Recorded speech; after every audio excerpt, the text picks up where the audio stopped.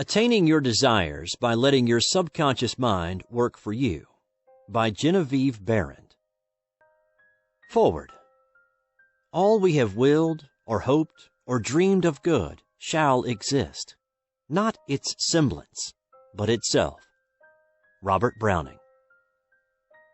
The thing that which hath been, it is that which shall be, and that which is done is that which shall be done. Ecclesiastes, chapter 1, verse 9. The sages of the centuries, each one tincturing his thought with his own soul essence, have united in telling us that, as a man thinketh in his heart, so is he. It has been established by the experience of the ages that always the law is the same. But how shall one thing in his heart, so that only goodness may blossom and ripen into rich deed and rare result? What is the apparently mysterious secret by which life's dull metal is transmuted into precious mintage? It is my purpose to tell you in this little book. I desire to crystallize the heart coinings of my revered master, Judge Thomas T. Troward, as reflected through the mirror of my mind and soul. I have adopted as my means of expression the dialogue style familiar to all students of that greatest of all speculative philosophers, Plato. I am convinced, through years of study of this almost superhuman mind, that this literary form is the one most nearly calculated to convey the most subtle shades of meaning, the richest depth of soul sounding. I know that my readers will agree with me that if they will put themselves in my place as students, and let me answer them as my master answered me, it will clarify their interest and intensify their joy in these lessons. What I wish particularly to convey to you within these pages is the method of scientific right thinking, and to awaken in you the desire to try to use this method in order to form the habit of thinking only the thoughts you wish to see crystallized in a worthy achievement or result. In addition, I want to direct your thoughts toward a better understanding of that Spirit of God, or good, which points the way to the roseate dawn of a new civilization. The rapidity with which the ideas of man are changing causes humanity to realize that this new civilization is already manifesting itself through a clearer understanding of the relation between God and His Maker. The epical keynote of the present generation is that mind is the kingdom in which man reigns supreme. As the poet says, "A brute I might have been, but I would not sink in the scale." In endeavoring to make conscious use of thought power, causing it to produce desired material results, mankind is beginning to understand the indispensability of absolute control. My chief idea in sending forth this message is to make it easier for you to live an hourly consciousness that you have been given dominion over every adverse circumstance and condition which may arise. The conscious use of the creative power of thought to protect and guide you, as well as to provide for you, is only attainable through understanding the natural relations between mental action and material conditions. Your reading of these lessons should be with a steadfast determination to think rationally and effectively on every word, in order that the full meaning of each thought may be thoroughly grasped and comprehended. Thought power is the kingdom of God in us, always creating results in our physical forms corresponding to our normal sustained thought. As Troward has said, thought is the only action of the mind. By your habitual thoughts you create corresponding external physical conditions, because you thereby create the nucleus which attracts to itself its own correspondence in due order until the finished work is manifested on the material plane.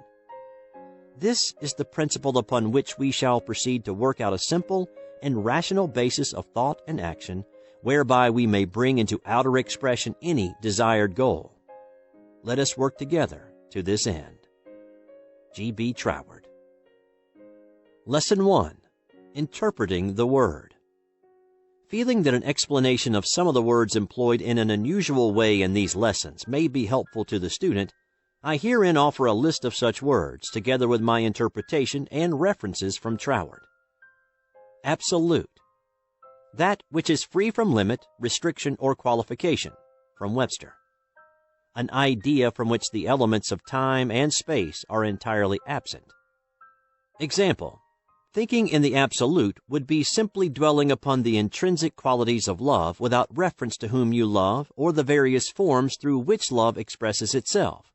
Mind is absolute because it is self-reaction. Being. Life. That unformed power of life which controls circumstances and conditions. Read Troward's Bible Meaning and Bible Mystery, pages 77 through 79. Belief. A certain quality in the creative power of thought, which manifests on the external plane in exact correspondence to the quality of belief entertained. If you believe that your body is subject to disease, then the creative power of thought of disease results in a diseased body. Read Troward's Edinburgh Lectures of Mental Science, page 14. Body. The instrument through which thoughts and feelings are expressed, the envelope of the soul. Brain. The instrument through and in which the action of the universal parent mind expresses itself in specific form as individual thoughts. Brain is not the mind, but the mind's instrument. Christ. A state of consciousness which is altogether good, an equality of feeling which manifests in physical form, the most perfect spiritual concept. Circumstances. The outward effect which corresponds to the inward tendency of thought. Conception. William James says, denotes neither the mental state nor what the mental state signifies, but the relation between the two. Concentration. Bringing the mind into a condition of equilibrium which enables us to consciously direct the flow of spirit to a definite, recognized purpose, and then carefully to guard our thoughts from inducing a flow in the opposite direction. Edinburgh Lectures of Mental Science, page 88. Troward. Conditions. The result of mental tendencies. Harmonious thought produces harmonious physical and material conditions, which still further react to sweetened thought. Consciousness. Activity of mind which enables it to distinguish itself from the physical form in which it manifests. Create. To bring into existence. Thought is creative because it always brings into physical or objective existence forms which correspond to itself. Death. Absence of life. Loss of consciousness with no capacity to regain it. Example: if a thought has been absolutely eliminated from the consciousness and cannot be recalled, it is dead to you. Faith. The divine promises and individual faith are correlations. Combine them, and there is no limit to what you can do through the creative power in this quality of thought. Essential thought. Therefore, every call to have faith in God is a call to have faith in the power of your own thought about God. Troward. A confident, expectant attitude of mind. Such a mental attitude renders your mind receptive to the creative action of the Spirit of life. Have faith in the force of your own thought. You have many times experienced what it will do. Jesus' statement, "Have faith in God, and nothing shall be impossible unto you," is not a mere figure of speech. It is a scientific fact. Simply stated, your individual thought is the specialized working of the creative power of life. All life. Intelligence. The universal infinite mind. The highest intelligence is that mind which understands itself as the instrument through which the intelligence which brought it into existence operates. Love. Universal life and universal law are one. The law of your being, your life, is that you are made in the image of God, the creative power which brought you into existence, because you are God's very self-specialized. The law of your life is that your mind is the individualization of universal mind at the state of self-evolution in which your mind attains the capacity for reasoning from the seen to the unseen, and thus penetrating behind the veil of outward appearance. So because of the reproduction of the divine creative faculty in yourself, your mental states or modes of thought are bound to externalize themselves in your body and in your circumstances. Troward. Spirit. It is impossible to analyze the nature of spirit or life, but we can realize that whatever else spirit may be, it is a self-creating power which acts and reacts upon itself, reproducing itself in inconceivable ways from the cosmos to man. Just as your mind acts and reacts upon itself when you are memorizing, origin of all visible things. As it is independent of time and space, it must be pure thought, the embodiment of stored consciousness, a self-acting and self-reacting non-physical creative power or force. Its action can only be thought because thought is the only conceivable non-physical action. Thought, the specialized action of the original creative spirit or mind. Truth, that which lives in you, is truth to you. Visualizing, inward or mental vision, visioning. Life's creating power taking particular form, the act of producing in your mind the picture of any contemplated idea. Word. Your individual thought is the specialized word or action of the originating mind power itself, that which starts the etheric vibration of life moving in a special direction, corresponding to the word which originates special movement. The seed which gives rise to the thing. Plant your word seed in the subjective mind of the universe, and you are sure to receive a corresponding thing, just as truly as poppy seed produces poppies. Faith gives substance to things unseen, the unseen word or thought. Lesson 2. How to get what you want. Ye shall know the truth, and the truth shall set you free. Gospel of John, chapter 8, verse 32. Sage. If a thing is true, there is a definite way in which it is true, and the truest thing in life is that it contains inherent within itself absolute joy and liberty of mind, body, and affairs. Pupil.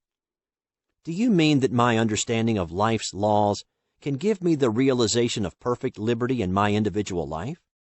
Sage. Yes, providing you do not make the common error of judging everything from a material standpoint only. Recent research in physical science has established the fact that there is enough power in a lump of clay to destroy a city. All the average mind is able to see is the inert clay, whereas, in reality, it is the physical instrument which contains the invisible power. Pupil. Then, when I understand the law of vibration, I can get anything I want, achieve anything I desire. Sage. Life fills all space, and through the understanding and use of life's laws, you can give direction to a particular quality of creative force, which, if held in place by the will, is absolutely certain to reproduce in a corresponding physical form. What every human being wants is more liberty and more joy in life. From whatever angle you study the subject of life, you will find that degrees of livingness and liberty are invariably manifested by varying degrees of intelligence. What you would term inanimate life represents the lower forms of intelligence. In plant life, you recognize a higher degree of intelligence. To illustrate this, look at a flower. Is it not beautiful? Does it not prove to you the indisputable presence of a great intelligence which is expressing itself as beauty, form, and color, and above all, joy? Pupil. Yes. Sage. Still, you will not find it difficult to recognize in the animal kingdom a quality of life and intelligence which is greatly in advance of that manifested in the flower. Then the intelligence which expresses itself in the mind of man as the power of initiative and selection is the highest expression of intelligent life. Thus you see that the inanimate, the plant, the animal, and the human all represent the same universal life. the only difference being in the varying degrees of intelligence. For example, you are expressing a very high degree of intelligence in desiring to understand the laws of life. When you have discovered some part of these laws, you will ascend the scale of intelligence as you make practical application of your discoveries. Another example. 2 men leave college with the same degrees and situated very similarly relative to social and financial position. Both study the laws of mind. Both are obliged to struggle.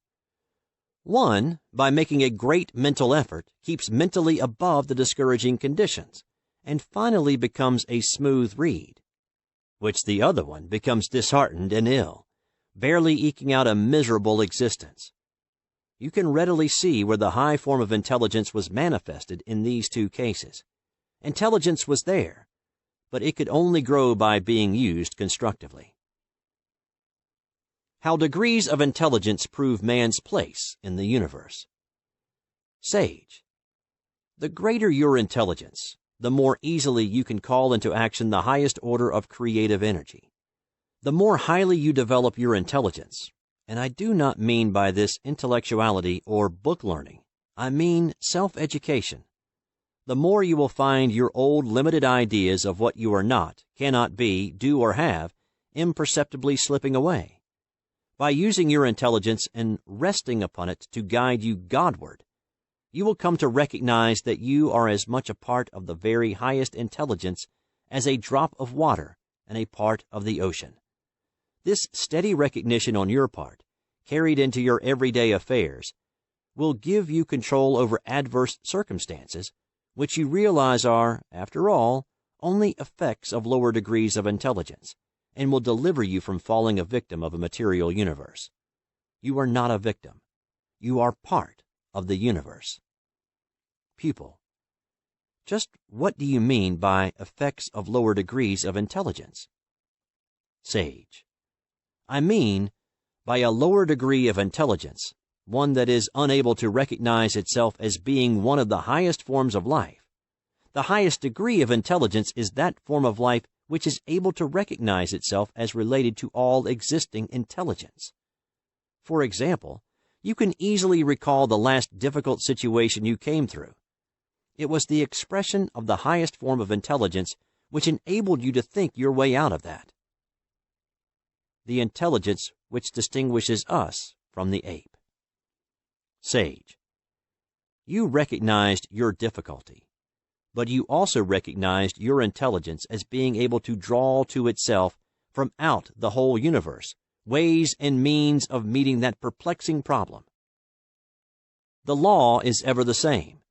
When you are convinced that every physical circumstance or thing has its origin in corresponding activities of the mind, thought, you are able to conquer adversity in any form, because you know you can always control your thoughts. You must always be determined to do your own thinking. Pupil. It is not difficult for me to understand that the flower is the result of some invisible power, which must be intelligence, but for me to realize that this same life and intelligent power in my life is not easy. I had not been taught to think in this way. However, you have made me realize that if I wish to learn, I must put into practice the directions you have given me. So when I needed to have $500 at a certain time and could not see any possible means of getting it, I tried to follow your instructions by mentally seeing yourself as doing the thing I wished to do. I visualized myself paying my obligation, and in some way, which is still a mystery, I was able to feel quite calm about it. I made my mental picture and actually forgot to worry about the ways and means, and the money came. I did not quite understand then, and I do not know now just how it happened. All that I am able to realize is that by my obedience to your teaching, the day was saved for me, and I shall not forget it. Now I would like to know if we inherit our tendencies of mind. Sage. Most of us inherit our thoughts, just as we inherit the color of our eyes. If you intend to understand the relation existing between mental action and material conditions sufficiently well to control your circumstances, you must think for yourself and in your own way, irrespective of that which your ancestors thought, even though some of them might have brought desired results. Pupil. That seems as impossible as reaching the horizon. However, if you tell me that I can arrive at the place where circumstances and conditions will be under my control, through a steady and determined effort to find out the truth along these lines, I shall do my own thinking from this moment. My present condition, however, seems beyond the control of any human being. Much less myself, and there have been times when I did control certain conditions, but at other times the same conditions were beyond my control. Why was that? The secret of controlling your life forces. Sage. The reason you succeeded without understanding the power which you possess was that you used it unconsciously, according to the law of its own nature, and reached harmonious results, as in the incident that you have just related. Your ability at all times to use the unfailing power which is yours depends upon your recognition of its presence. The reason for your times of failure is that the distressing condition so wholly absorbs your attention that you are unable to think of anything else. At such times you entirely lose sight of the fact that your individual mind is the instrument through and in which the very highest form of intelligence and unfailing power is endeavoring to express itself. Also, that it always takes the form of your habitual thought. Therefore, when you believe that a situation is beyond your control, so it is. Pupil. Which means that my control of circumstances is entirely measured by my capacity to know what the life and intelligence in me is in the same life and intelligence which brought me into existence. The same life in trees and all nature, and I tune in with all life? Will this steady recognition give me direct contact with all the power and intelligence which exists? Would simply dwelling on this thought solve any situation which might arise? Sage. No. Faith without works is dead. God without expression is a non-entity. Thought without action is powerless. But your recognition that you are inseparably connected with the joy, life, intelligence, and power of the great whole, unwavering, maintained, and carried into practical application, will solve any problem, because your thought calls into specific action ideas of the very highest degree of intelligence and power, which naturally controls the lesser degrees. The lesser modes of life are in bondage to the law of their own being because they do not know the law. Therefore, when you know the laws of life, this knowledge gives you ideas which enable you to control all adverse circumstances and conditions. Pupil. This is all so new to me. I do not quite grasp your meaning. Will you please give me an illustration? How to light the pathway of your life. Sage. Well, suppose you were in a room where every comfort had been provided for you, but the room was in total darkness, and you were unable to locate the things you desired, although you were conscious of their presence. You were told that the room was electrically lighted, and instinctively you began to grope your way along the wall, where you were accustomed to look for a light switch. For hours you passed your hands up and down the walls as far as you would reach until you were quite fatigued. You were about to give up the search and make the best of a bad situation, but, overlapping this thought, there came the resolve that you would not abandon your effort until you had located it. You were determined to enjoy the good things awaiting you, so you renewed your search with the feeling of assurance that ultimately you would find a way to turn on the light. After more fruitless endeavor, you paused to rest and to wonder where that switch could possibly be. It must be here, and I shall find it, you said to yourself, and again you passed your hands over the walls. Although you felt certain that you had gone over every inch that you could reach, this time your thoughts and movements were not quite so tense, although equally determined. As your hands moved slowly up and down, your mind caught the idea that the switch might not be on the wall at all. You paused a moment, and the suggestion that it might be on the floor registered in your consciousness. But reason stepped in and argued, "Impossible. Who ever heard of a light switch being placed on the floor?" But the suggestion persisted. Why not try? You have gone over what first seemed the most reasonable places to find it. Try the floor.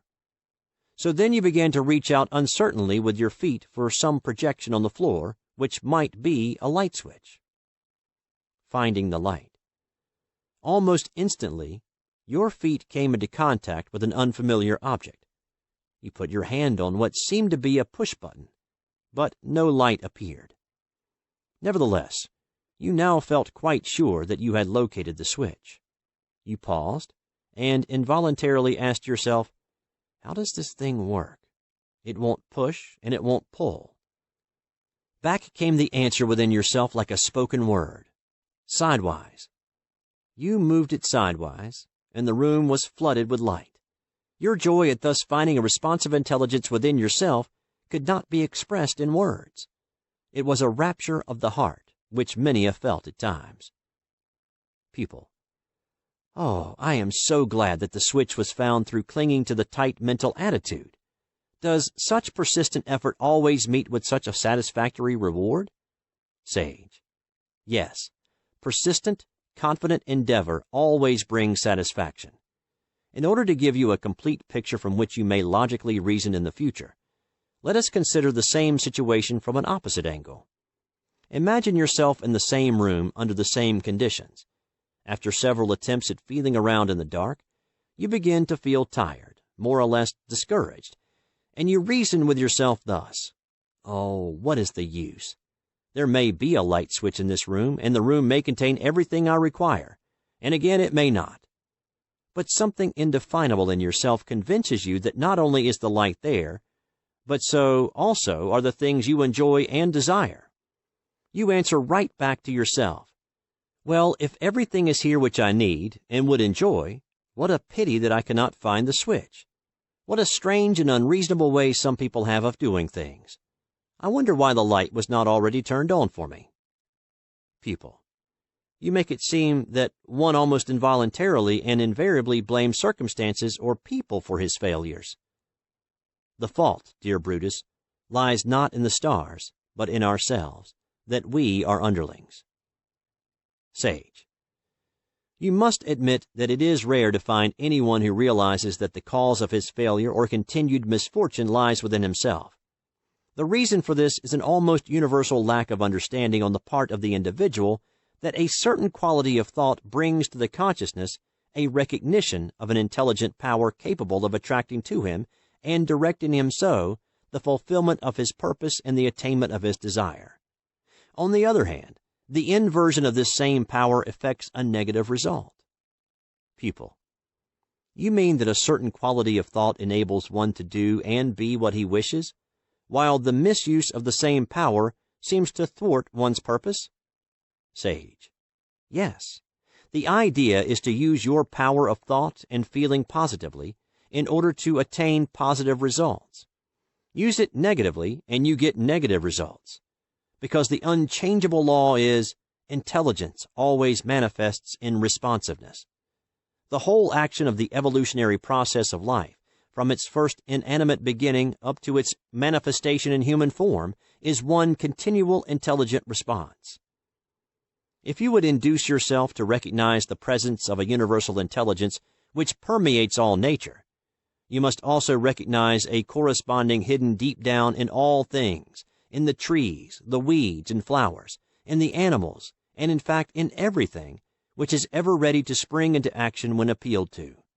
It will respond to your call as a child would obey when bidden to come and play. In your first experience in the dark room, your all-absorbing thought was not so much about the darkness as about the light, and how it could be turned on. The positive I will quality of your thought brought up from the depth of your inmost soul a steady flow of intelligent power, which finally penetrated through to your intellect and guided your hand to the switch. Pupil. But the second time, when I also thought I must find the switch, there was no enlightened response. It seems to me that this is one's everyday experience. The first case seems like a miraculous coincidence. Don't look for coincidences in life. Every effect has its cause. Sage. Oh, no. All is life, and all is law and order. There are no coincidences in reality, no happen-sos. You will realize this if you will recall some of your own experiences similar to the ones used in the illustrations. You often feel that you must have light, and after several attempts to avail yourself to it, your thought and feeling settle into the "I cannot do it" groove. It may be possible for those who know how, but I don't. The best method of learning the truth about this is to live your past experiences over again. Analyze what your thoughts and feelings were when you succeeded, and when you failed. Then draw your own deductions.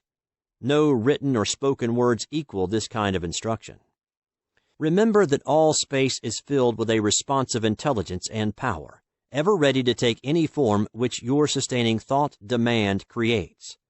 This power can work only in terms of the thought instrument through which it operates. Humanity generally admits Jesus' ability, Jesus' power to use the spirit of intelligent life to produce material conditions, as in turning water into wine. But they doubt their ability to use the same power in themselves, in spite of Jesus' assurance. All things are possible unto you. Now this statement is either true or false. If true, it is because your mind is the instrument in and through which this intelligent principle of life takes initiative action. And this action, in turn, is always in accordance with the laws of life, which are subjective in their nature. Life's greatest purpose is to express joy, beauty, and power. Pupil. Am I right in concluding that this lesson in life, which is an ever-present, limitless, intelligent power, is ready at all times to be guided in any direction that my sustained thought may give it? If I permit to be anxious, discouraged, dissatisfied, I bring into action repelling, destructive forces? Life's purpose is to give expression to its joy, beauty, and power through its particular instrument, my thought. Is that right? Sage, you have grasped the letter of the lesson in a remarkable way. Now it remains only for you to experience the happiness of what you have learned. Do this by putting your knowledge to practical application, never losing sight of the fact that no matter what justification you may think you have at the time, any feeling of discouragement, dissatisfaction, or anxiety causes the fulfillment of your right desire to recede further and further away from you. Whereas by persistent and determined endeavors to trust your own desires and ambitions as the specific expression of the universal loving, guiding, and protecting principle, you will find that your supply for their fulfillment will unfold to you greater and greater liberty in every direction. Pupil. When one does not wish to entertain negative thoughts, how can the sense of discouragement and anxiety be shut out? I am sure that it is not because one enjoys feeling worried that it seems so difficult to eliminate it. Do you mean that it is as possible to snap out of a thought one doesn't want as it is to step from one room to another? I should like to know how this is accomplished, as I have many unwelcome thoughts which I am wholly unable to dismiss at the time.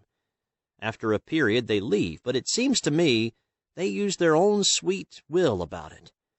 I have honestly tried to rid myself of thoughts which seemed to cling all the tighter when I tried to throw them off. It would be wonderful to cast off a thought as one would a garment.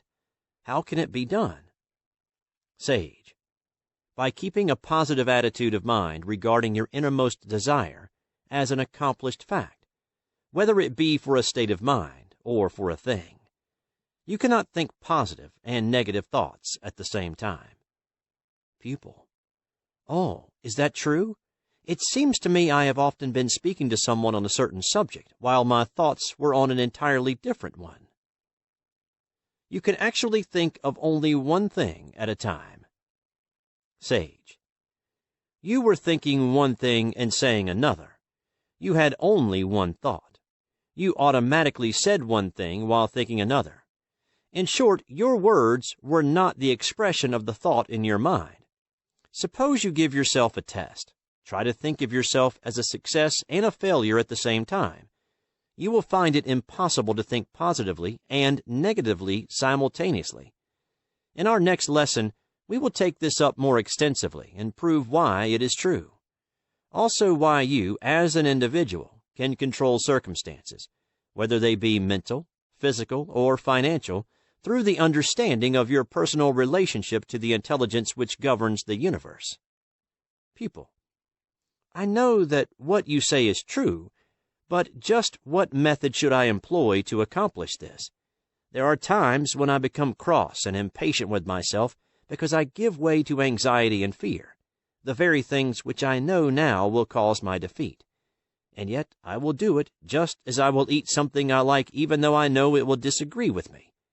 Could you give me a formula to use at such times? How to drive anxiety out of your mind. Sage: when the triad of enemies, fear, anxiety, and discouragement, assails you, poisoning your mind and body, weakening your power to attract what you want, begin instantly to take deep breaths, and repeat as fast as you can, aloud or silently, the following affirmation, which is an antidote to the poison and a powerful assurance and attraction of good. The life in me is inseparably connected with all the life that exists, and it is entirely devoted to my personal advancement. If you are alert and can make this affirmative thought overlap the negative, anxious suggestion, you will very soon free yourself. If the tendency to dwell on these erroneous beliefs keeps recurring, go where you can be alone, repeat your affirmation, and endeavor to lift your mind up to your words, much as you would lift your breath from the bottom to the top of your lungs. Never be impatient with yourself because you do not quite succeed in your every endeavor. It is your intention that counts, not necessarily the absolute fulfillment of the letter. The all-knowing power that is understands and rewards accordingly. Be diligent and patient, and you will surely succeed. Lesson 3. How to overcome adverse conditions. There is nothing either good or bad, but thinking makes it so. Shakespeare. Sage: if you wish to overcome adverse conditions, or to maintain a favorable one, it is necessary to have some knowledge of the fundamental or originating spirit and your relation to it. The true order of these fundamental principles of life which you are endeavoring to understand does not require you to deny the reality of the existing physical world, or to call it an illusion. On the contrary, by admitting the existence of the physical, you thereby see the completion of a great invisible creative process. This enables you to assign physical manifestations to their proper places in the creative series, which your former way of thinking did not enable you to do.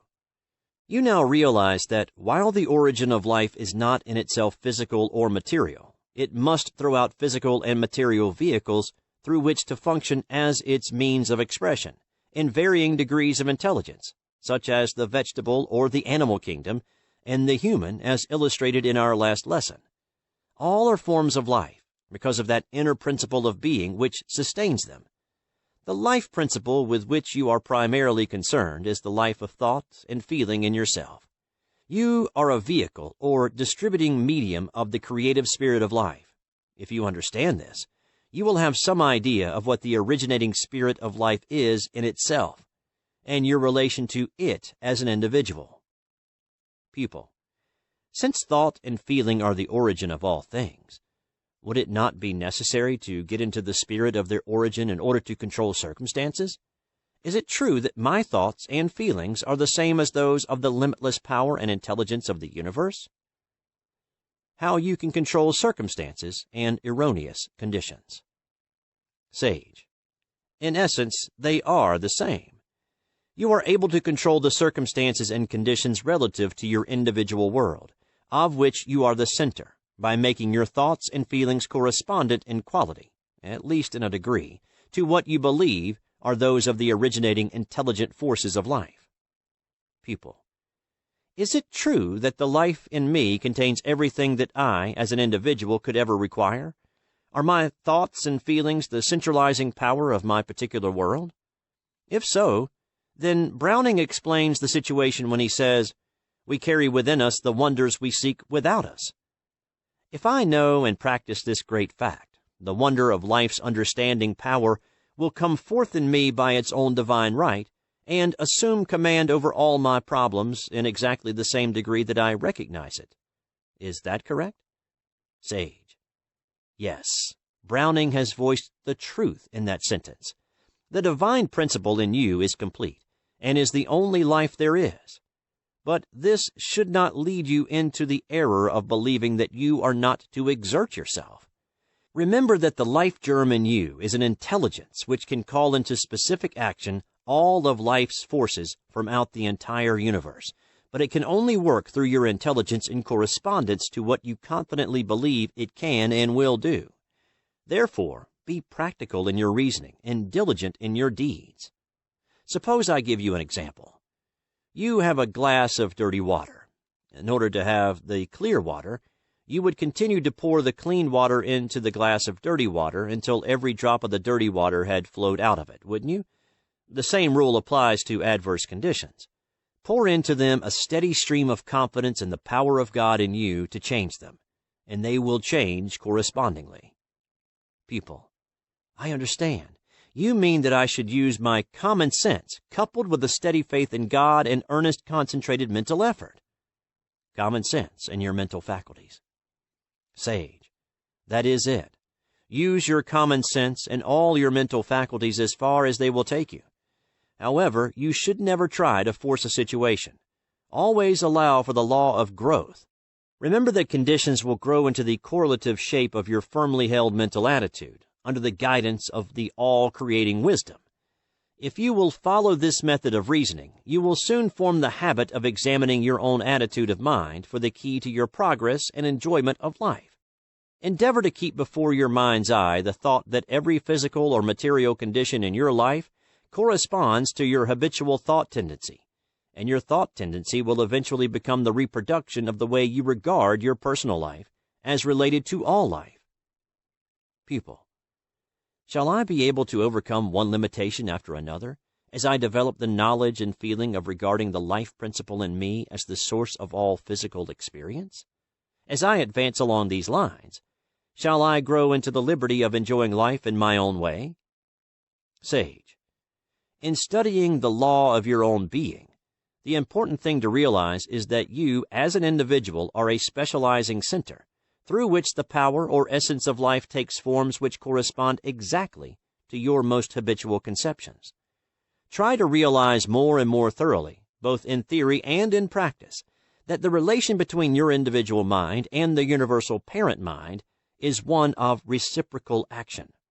Grasp the principle of reciprocity, and you will comprehend why you fall short sometimes of enjoying life, and how you can attain to full enjoyment. Just as the law of gravitation shows why iron sinks in water, and can also be made to float. Pupil: it is rather difficult for me to understand what you mean by the reciprocal action between my individual mind and the universal parent mind. Suppose I am facing a big financial problem, and I endeavor to bring my mind into a state of confident expectancy through meditation upon the ever-present supply in all forms of life, and by repeating an affirmation which seems logical. Would that do it? Where does the reaction come in, and how? If my happiness in life depends upon this understanding, and upon living in a state of conscious reciprocity with the parent mind, it seems just now that it is a long way off, because I do not grasp your meaning. Should I feel a reaction within myself when striving for a certain state of consciousness? How your mind is related to the universal mind. Sage: we said in our last lesson that your mind was an outcome of the great universal parent mind, which brought you into existence for the direct purpose of expressing itself through you. The reciprocal action between your mind and the parent mind might be compared with a tree and its branches. Your mind is the specific expression of the universal mind from which it draws its power to think, just as a branch of a tree is a specific part of a tree, not apart from it, but a part of it. Thus, between the universal mind or life and its own specialized expression, which is your mind, there is a perpetual interaction. As with the tree and its parts, its branches and its leaves are continually drawing sustenance from the parent trunk. Your thought action is the specialized, identical action of the universal mind.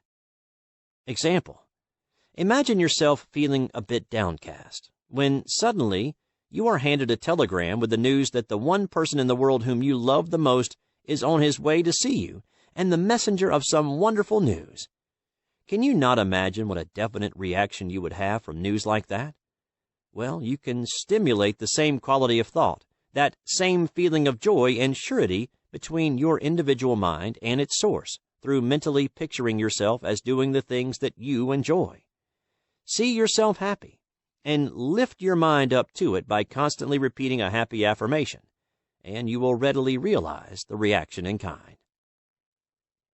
Pupil: I see. The way that adverse conditions are to be overcome is through my recognition of the reciprocal action going on continually between my mind and the one great universal mind, which brings about the same kind of a reaction that I would have from an agreeable experience on a physical plane. I used to think that conditions were overcome by ignoring them and setting aside the inherent law that caused them.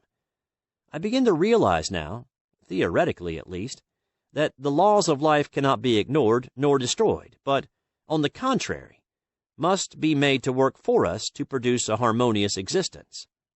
Sage: Adverse circumstances are overcome by reversing the originating cause, which is your own thought. Anxiety and fear always attract conditions of their own kind. Reverse this tendency and entertain only those thoughts which register harmony and confident assurance, and the adverse circumstances will recede, and in their place will appear the conditions which correspond to your changed mentality. Pupil: Am I to regard my mind as a branch of the universal mind, from which I draw all my substance? Sage: Yes.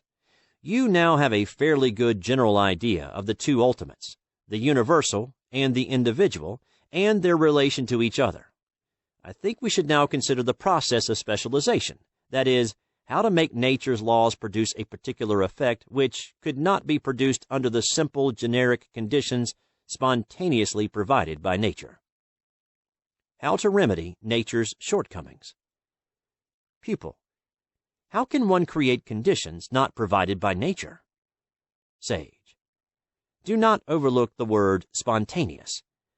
By consciously and intelligently arranging your thoughts in the new order, by looking within yourself for the solutions of your problems instead of without, you will certainly find that ideas will come to you which, if followed, will produce new conditions other than those provided by nature.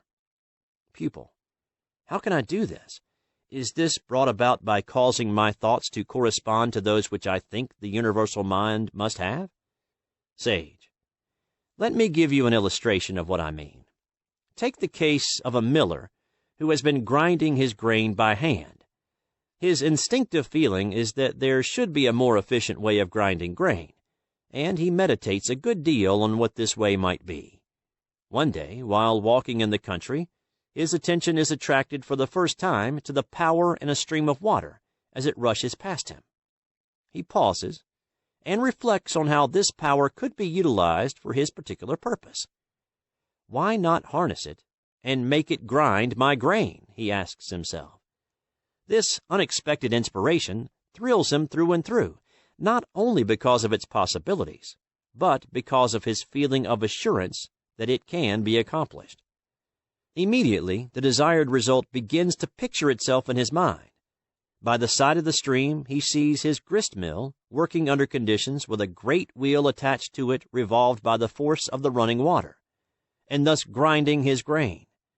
The force of the water, spontaneously provided by nature, has not been changed. It has been specialized to meet an individual requirement.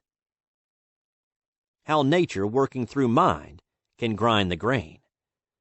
Pupil: Naturally, the power of the water could not of itself have ground the grain, but through the interaction of the individualized universal intelligence in the miller's mind, he made this power spontaneously provided by nature do his bidding, just as Burbank specialized nature's laws by making cactus grow without thorns and blackberries without seeds. Sage: Yes, you have grasped my meaning. Your comprehension of the interaction between the water power, or nature, and the individualized intelligence in the mind of man is scientifically correct. You see now that it is an entire reversal of your old conception. Formerly, you took forms and conditions as symbols and inferred that they were the causes of mental states and material conditions.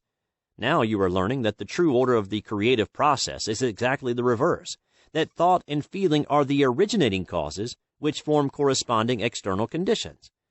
This is the foundation principle upon which you can specialize the generic law of the whole creative process, and cause it to bring all of its intelligence and power to bear in meeting your particular necessity. Showing the silver lining in the cloud. Pupil: You are right. I have been inverting the order of cause and effect. It always seemed to me that conditions both created and controlled my thoughts. That is, I've involuntarily accepted the thoughts which the conditions suggested. For example, suppose I want to be at a certain place at a certain time. My appointment is important, and I shall be late. What a terrible thing it will be. There seems nothing to be done. That is the way I used to think. Now, in the new order of thinking, I shall endeavor to mentally see myself as keeping my appointment. I shall get into the spirit of the thought that nothing can impede my progress or thwart my purpose, and I am sure that a way will open enabling me to materialize this thought on the physical plane. I am sure that in some unforeseen way my engagement will be kept, satisfactorily to myself and to the other person. In fact, I have experienced similar episodes. Sage: Yes, almost everyone has had such experiences as you have related, but very few profit by them. The law is, as a man thinks, so it becomes. If you wish to withdraw from an undesirable situation, you must adopt the scientific method of affirmative thinking and follow it up as a permanent factor in life.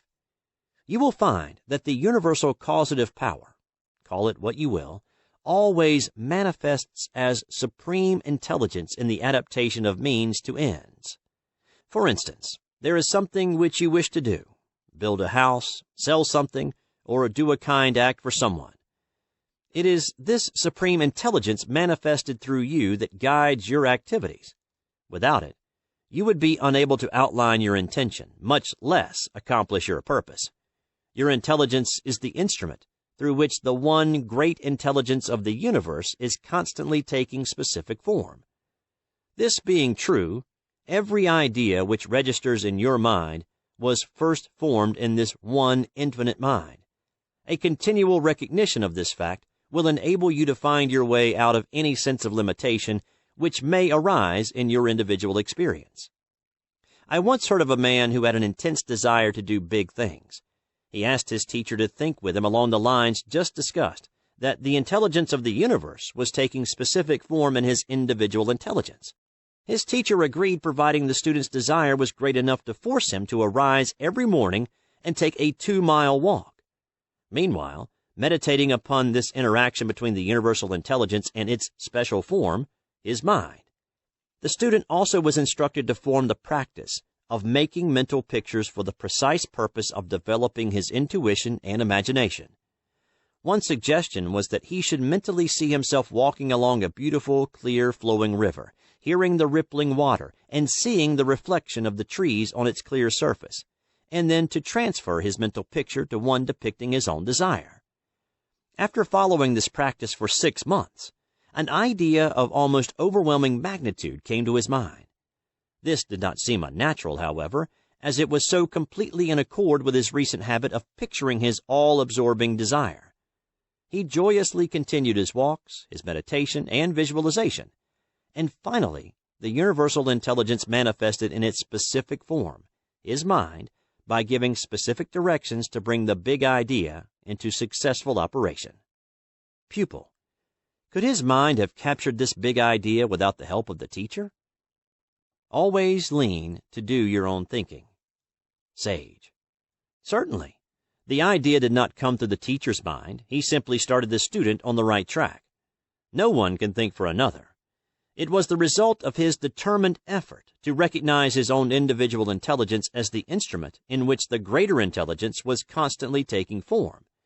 All that the teacher did, all that anyone could do, was to help him to hold his thought along the path he desired to go. The help of the teacher strengthened his conviction and faith in the power in himself. Pupil. Is this originating power of life a forming power as well as a creating and direction one? And did the teacher's thinking along the same lines steady the student's thoughts? Without the support of a more advanced mind, could anyone succeed in a great undertaking? Sage. Certainly, if you are sufficiently convinced of the absolute truth of your method. You do not need any sustaining force outside of your own conviction. You miss the point of your relationship to the great whole if you do not realize that it is not only an originating, but also a forming power. Do you not recognize its forming power throughout nature? You would not think of trying to make a lily a rose. If you know that the same power that created the flowers also made your mind for the specific purpose of operating in it, you would soon learn to trust its formative nature in its operation through your intelligence. Pupil. I understand. It is the power of life in man which originates, creates, directs, and forms. In reality, there seems to be nothing whatever for man to do in this great scheme of things except to enjoy life, if he can only learn how. God and Company Limited. Sage. The law of life is God and company. You are the company, and you cannot in any sense be an idle partner, if you wish to profit by the partnership. Your part is a big one, and there is plenty for you to do in providing a concrete center around which the universal divine energies can operate. Pupil. Does this mean that to realize my oneness with the joy of life, I shall not find it as simple as it seems? Sage. No doubt there will be times when you will find it difficult to transfer your thought from externals to the interior realm of the originating principle, and to joyfully hold it there until external conditions correspond with the ideas you have in mind. But there should never be any strain. You are attracted to the universal mind as your source of supply along the lines of least resistance. That is to say, along these lines which are the most natural to your individual and particular bent of mind. In this way, you infuse into the universal mind your desires and ambitions, thus intensifying your power of attraction, relative to the desire uppermost in your mind, from the infinite forces. For instance, let us suppose that you feel very much alone, not altogether lonely, but alone. There is a difference, you know, and yearn for congenial companionship. At a certain night and morning, go where you will not be interrupted and mentally picture yourself walking with a companionable friend, no person whom you know, but an ideal one. Then see yourself riding with this same friend, and the two of you doing many happy things together. Keep your picture in mind until all sense of aloneness has disappeared, and you feel an unmistakable sense of companionship. Let that feeling register in your consciousness, and try to recall it at will. If you will practice in this way, you will very soon realize that this is the reciprocal action between your mind and the universal mind. Once this recognition is well established, your ideals will begin to express themselves in form. Pupil. Then one's efforts should be wholly direction to the attainment of a higher degree of intelligence, rather than to the acquiring of material things. God will provide the food, but he will not cook the dinner. Sage. Such a purpose is the very highest, and aspirations along this line would surely externalize corresponding things. Under no circumstances should you allow yourself to form the habit of idle dreaming. The material side of life should not be despised, for it is the outside of a corresponding inside and has its place. The thing to guard against is the acquiring of material possessions as your ultimate aim. However, when certain external facts appear in the circle of your life, you should work with them diligently and with common sense. Remember that things are symbols, and that the thing symbolized is more important than the symbol itself. God will provide the food, but he will not cook the dinner. Pupil. My part then is to cook the dinner, so to speak, to use the intelligence with which I have been endowed, by making it a power to attract from out the universe ideas that will provide for me in any direction that I may choose to go according to law. Sage. Yes, if you choose to go with life's continual, harmonious movement, You will find that the more you use the law of harmony through progressive thinking, the more intimately acquainted you will become with the law of reciprocity. This law corresponds to the same principles which govern physical science. That is, nature obeys you precisely in the same degree as you obey nature. This knowledge always leads to liberty. Pupil. How does nature obey me? Sage. Nature's first and greatest law is harmony. You see the results of harmonious law in the beautiful world around you. If you obey nature's suggestion and follow the law, you will be the recipient of all the benefits contained in this law of harmony that nature has to offer, such as health, strength, contentment, etc., for all of her laws bring freedom and harmony. You will find nature responding along the same lines, to the extent that your thoughts and acts are in accordance with her perfect laws. Pupil. Is the power of thought always creative? And does it always create conditions corresponding to itself? Can one know this law sufficiently well to cause it to respond immediately? 15 minutes night and day are not enough. Sage. Thought, as thought, is always creative, either good or bad. The length of time required for the corresponding physical conditions to appear in the circle of your individual environment depends entirely upon your ability to recognize that your desired course is a normal, already existing mental fact. It is not enough to get into the spirit of your reasoning for 15 minutes night and morning with the inward confidence that you are directing a certain unfailing power toward a desired physical manifestation, and then spend the remainder of your waking moments in doubt and fear. The whole question is, how does your particular sustained thought affect you? If it stimulates your feeling of faith, the response is immediate. Pupil.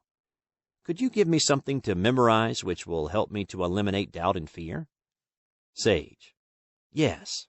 The thought I use most frequently myself is this: my mind is a center of divine operation. The divine operation is always for expansion and fuller expression, and this means the production of something beyond what has gone before, something entirely new, not included in past experience, though proceeding out of it by an orderly sequence of growth. Therefore, since the divine cannot change the inherent nature, it must operate in the same manner in me. Consequently, in my own special world, of which I am the center, it will move forward to produce new conditions, always in advance of any that have gone before. You should memorize this passage and meditate upon it, endeavoring to make your mind a center of divine operation by entertaining only such thoughts as you feel are reflections of God's thoughts. Whenever you sense that your way to freedom is obstructed, make a stronger endeavor to live with the spirit of your affirmation, and you will soon find your mind receiving ideas which, if followed, will guide you into the path of absolute liberty. The devils of doubt and fear. Pupil. Doubt and fear are the devil, are they not? Is not fear the more destructive of all wrong elements? It seems to me that it is ever present in one form or another. Can this monster be entirely eliminated from one's mind? Sage. Surely. Although fear is the most destructive of all the mental enemies, and, as you say, seems to be ever present. Yet, when you realize that your fear is just as certain to materialize as is your faith, you will grow more and more guarded as to the quality of thought which you harbor. Practice makes perfect. Pupil. Try as I will to inhibit fear, I am unable to succeed at present. At times I utterly fail, and I am overwhelmed with it. How to drive out fear. Sage. The moment you begin to feel fearful, get into the open if possible. Walk briskly for a mile or two, taking deep breaths and holding your chin in and chest up. Think of yourself as a monarch of all you survey and assume a corresponding commanding attitude. Repeat with every breath this affirmation: I am breathing in the life, the love, and the power of the universe right now. Hold the breath a second, with the affirmation in the center of your mind. Then expel the breath with the same thought and send it out to mingle with the ether of the universe. I and my Father of love are one. If you cannot get out into the open, assume, wherever you are, the same attitude. Take deep breaths, repeat the affirmation, and you feel certain that you are protected and supplied with all the love and power which life has to give. Fear will disappear, and you can resume whatever you were doing.